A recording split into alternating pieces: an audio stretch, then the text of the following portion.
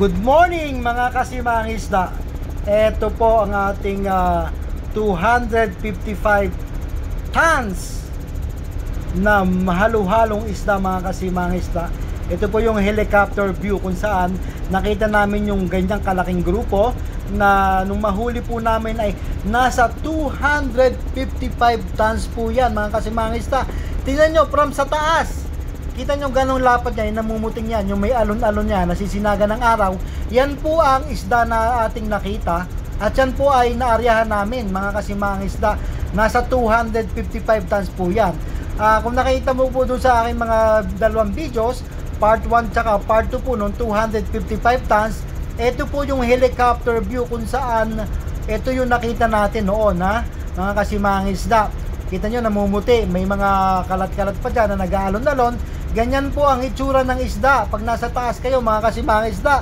Kung kasi nyo po ay makakasama sa akin, sumama po kayo sa akin mga kasimangisda. 78,000 followers na po tayo mga kasimangisda. Nakikita nyo may mga tumpok-tumpok na namumuti. Ang pagkain po nila dyan ay tumpok-tumpok na hindi gano'n makita ang dilis dahil maliliit pa. So pag yan po lumutang at talagang makita nyo puting-puti yan, nagdalawang grupo sila dyan mga kasimangisda. So sa pagitan po niya may mga alon-alon, yun po ay mga isda pa rin tulad yan, no? Ayan, sa pagitan ng dalawang namumuti na yan. So yan, parating na rin po ang ating si Marimar. Yan po, tumutumbok na rin po dyan. Naituro natin yan sa kanya yan kanina. So iintayin na lang po niyan ang ganda ng labas mga kasimangisda. Yan, nag-isang grupo. So meaning, konti na lang yung pagkain. So maganda po sa mga pag-aryada natin mga kasimangisda, yung puting-puti na ang isda. Sapagkat pagka ganun po mga kasimanging isda, yan, tulad yung alon-alon na yan, medyo nakalubog po yan. Mahirap hulihin yan. Dahil makakasisid sila mga kasimangisda, malalim kaagad. Hindi siya masasakop ng ating lambat.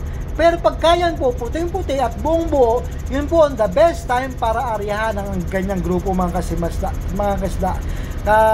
Medyo tumpok-tumpok siya ngayon, medyo konti lang pagkain. So, inaabang-abangan natin yung malaking paglutang niyan dahil yun yung best time para aryahan siya.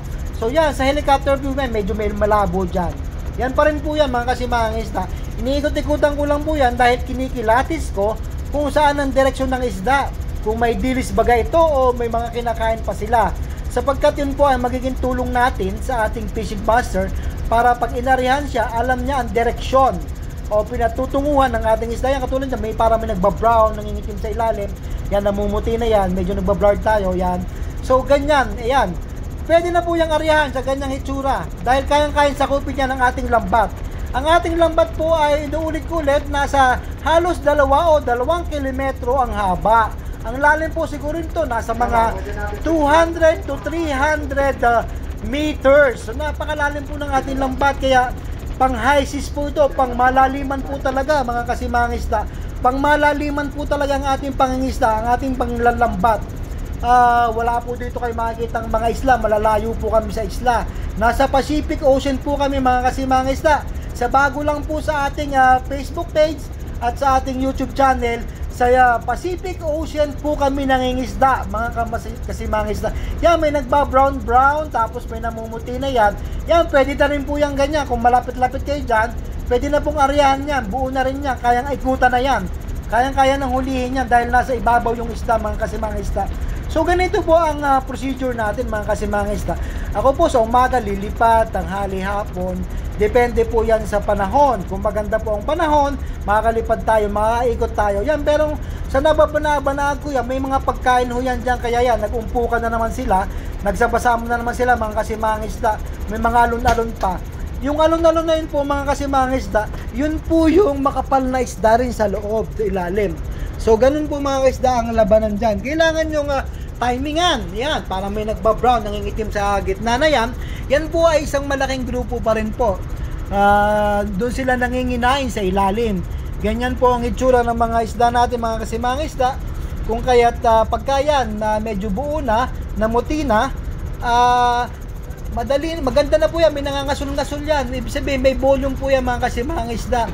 So maganda-gandang aryahan na po yan pagka nabuo na.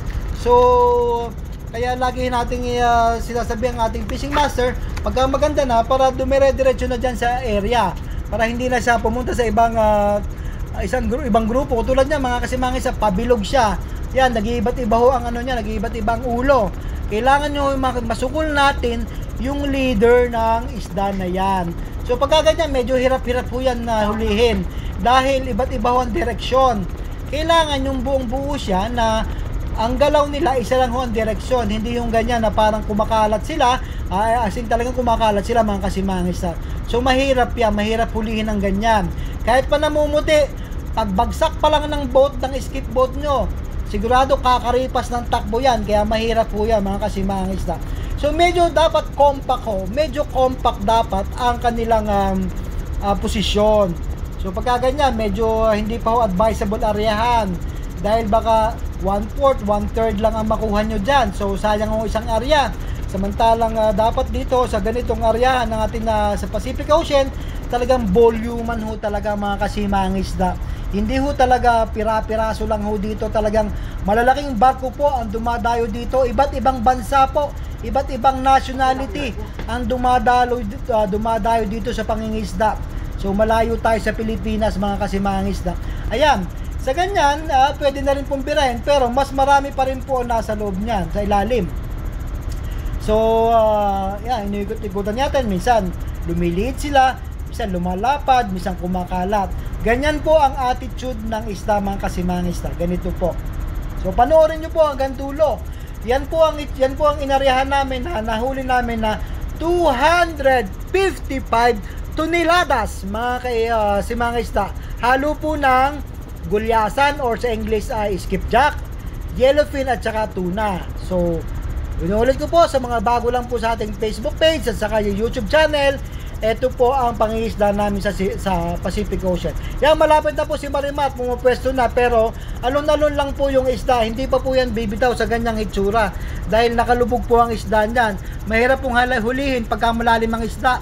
Hindi agad makakayod ng ating lambat dahil bago pa makalubog yung ating lambat, matinding bibirahin pa ho ng mga hydraulic winches natin, ng ating main winch. So ganyan, hindi pa ho advisable yan. Kahit malapit, hindi pa pwedeng bitawan yan. So ihintayin pa rin po niyan ang pagganda ng lutak. Yan, medyo pumutuloy ang isang tumpok, pero mas maganda po talaga yung labas kanina, yung buong buo siya na puting-puti. Ganun po ang procedure mga kasimangis na.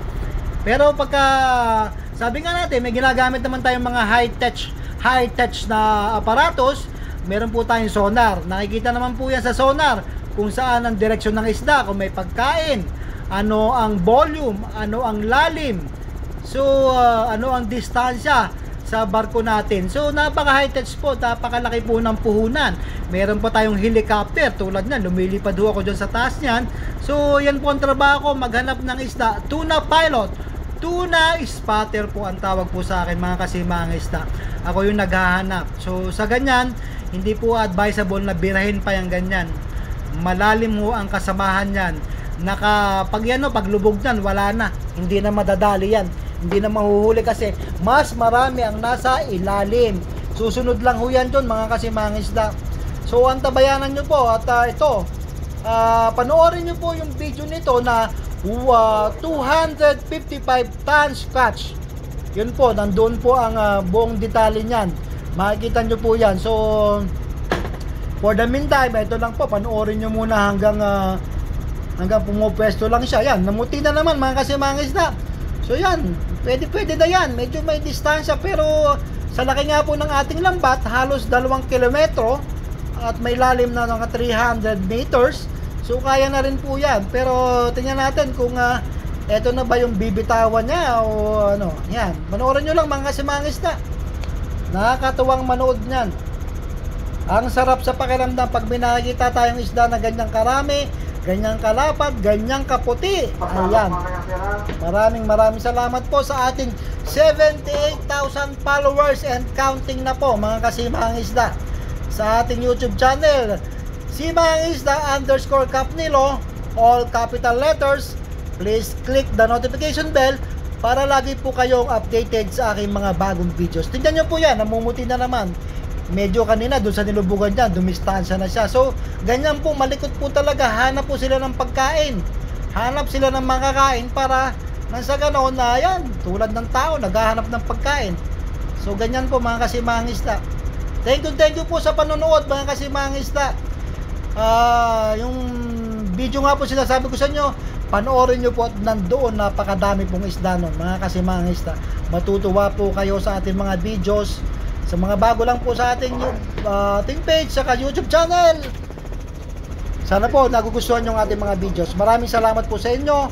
God bless po. Ingat po kayo lahat dyan. Si Mang Isda by Capnilo. Ito po ang inyong Eye in the Sky, Totoy Bibo. Thank you po.